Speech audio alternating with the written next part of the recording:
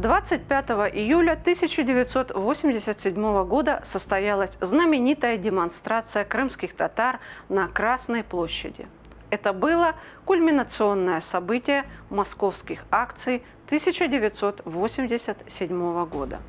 Демонстранты скандировали «Родина! Родина!» и «Горбачев!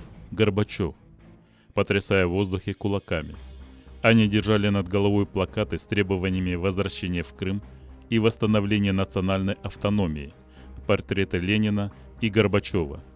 Демонстранты кричали также «Позор ТАСС!», протестуя против тона сообщения ТАСС от 23 июля 1987 года. Милиция не подпустила демонстрантам к собору Василия Блаженного.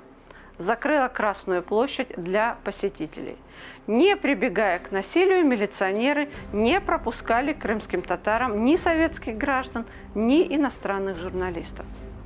Количество милиционеров в оцеплении постепенно росло, превосходя в численности демонстрантов.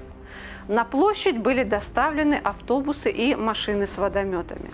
Около 150 демонстрантов оставались на площади всю ночь. Не было снято и милицейское ограждение. Утром 26 июля крымские татары возобновили скандирование лозунгов.